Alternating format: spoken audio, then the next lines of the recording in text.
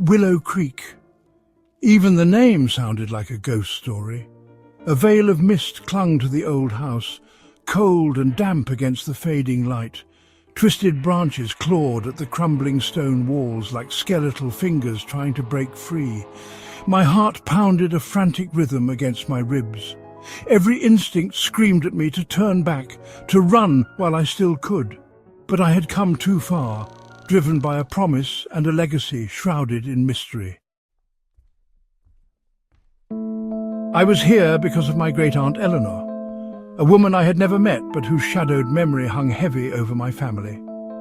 Her name was often whispered in hushed tones, as if speaking too loudly might summon her spirit. Her unexpected passing had left me, a young woman barely out of college, as the sole heir to Willow Creek and all its secrets. The estate was a sprawling, ancient mansion filled with rooms that seemed to whisper their own stories. The lawyer had been frustratingly vague. He mentioned that the inheritance came with certain conditions but refused to elaborate over the phone. Something about needing to be there in person to understand. His cryptic words only added to my anxiety, making the journey to Willow Creek feel like stepping into a mystery novel. Now, standing before the imposing oak door, the weight of his words settled on me like a shroud. The air was thick with anticipation, and I could almost hear the echoes of the past calling out to me. I took a deep breath, my hand trembling as I reached for the door handle. What awaited me inside was a world I had only glimpsed in old photographs and family stories, a world that was now mine to uncover and understand. The air inside was heavy with the scent of decay and something faintly sweet, like decaying flowers. Dust motes danced in the pale slivers of moonlight that pierced the boarded-up windows. Each creak of the floorboards under my hesitant steps sent shivers down my spine. A sudden noise like a whisper reached my ears. I froze, holding my breath, straining to hear. Silence. But I couldn't shake the feeling that I was being watched, my every move scrutinized by unseen eyes. My footsteps echoed on the wooden stairs as I ascended to the second floor. Portraits of stern-faced strangers lined the walls, their eyes seeming to follow me with each step. And then I saw her.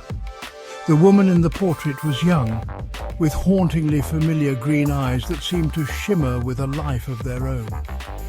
She was dressed in a flowing white gown, her expression a mixture of sadness and longing. Could this be Eleanor?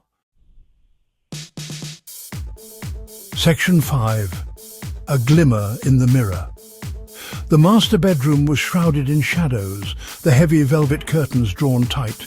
The air was thick with an eerie stillness, as if the room itself was holding its breath, waiting for something to happen. The silence was almost deafening, broken only by the faint creaking of the old wooden floorboards beneath my feet. A chill ran down my spine as I stepped inside, my hand trembling as I reached for the light switch. The switch felt cold and unyielding under my fingers, and for a moment I hesitated, my mind racing with thoughts of what might be lurking in the darkness. I took a deep breath and flicked the switch, hoping to banish the shadows with a flood of light. Nothing. The room remained stubbornly dark. The light refused to come on, leaving me enveloped in the oppressive gloom. I could feel the weight of the darkness pressing down on me, making it hard to breathe. It was as if the room itself was alive and it had no intention of revealing its secrets to me. Then a flicker of movement caught my eye. It was so brief that I almost doubted I had seen it at all, but the hairs on the back of my neck stood on end, confirming that something was indeed there. My heart began to race and I strained my eyes, trying to pierce the darkness and catch another glimpse of whatever it was.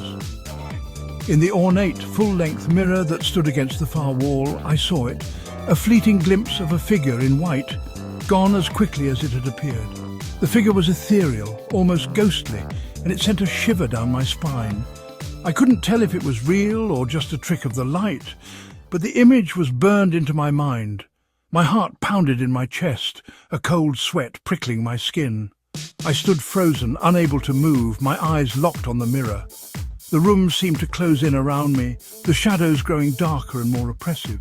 I knew I had to get out of there, but my legs felt like lead, refusing to obey my commands. The sense of dread was overwhelming, and I could feel the presence of something watching me, waiting for me to make a move. Suddenly the air grew heavy, the temperature plummeting. A chill ran down my spine, and I knew with a certainty that defied logic that I was no longer alone. Turning slowly, I faced the apparition. It was the woman from the portrait, her form shimmering and translucent, her sorrowful eyes fixed on mine. Terror choked me, stealing my breath and freezing my limbs in place. For what felt like an eternity, we stood there, frozen in a silent tableau of fear and sorrow.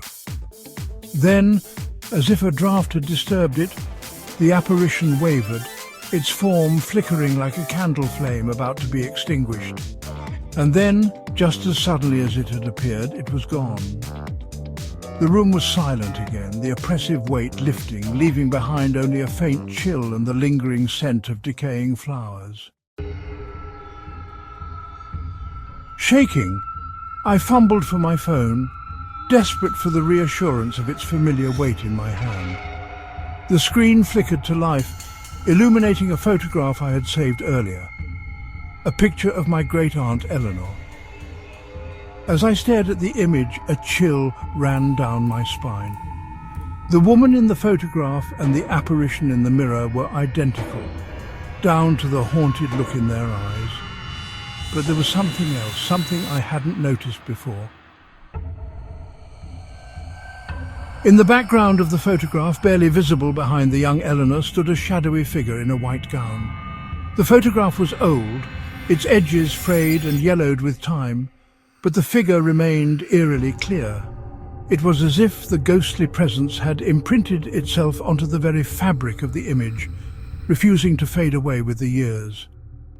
Eleanor's innocent smile contrasted sharply with the ominous presence behind her, creating a chilling juxtaposition that sent shivers down my spine. It was the same figure I had seen in the mirror, the same figure that had haunted my brief time at Willow Creek. Every time I glanced into a reflective surface, there she was, her sorrowful eyes staring back at me, as if pleading for help. The connection between the photograph and the mirror was undeniable, and it filled me with a sense of dread that I couldn't shake off. The realization hit me like a physical blow. My heart raced, and my breath caught in my throat. How could I have been so blind? The pieces of the puzzle were finally coming together, and the picture they formed was more terrifying than I could have ever imagined. The ghostly figure wasn't just a figment of my imagination, she was real, and she was trying to communicate with me. It wasn't Eleanor who was the ghost. The thought was both a relief and a new source of fear. If Eleanor wasn't the one haunting Willow Creek, then who was? The answer was becoming clearer with each passing moment, and it was far more tragic than I had anticipated. The house itself seemed to hold its breath, as if waiting for me to uncover its darkest secret. It was the other woman, the one in the background, forever tethered to the house, her sorrow echoing through the years. Her presence was a constant reminder of a past tragedy, a story that had been buried but not forgotten. She was the true spirit of Willow Creek, bound to the house by a sorrow so deep that it transcended time. Her eyes, filled with an eternal sadness, seemed to follow me wherever I went, as if urging me to uncover the truth and set her free. And I, the unwitting heir, was now bound to her mystery. The weight of this revelation settled heavily on my shoulders. I had inherited more than just a house. I had inherited a legacy of sorrow and a responsibility to uncover the truth. The haunted halls of Willow Creek were now my burden to bear, and the ghostly figure in the white gown was my constant companion.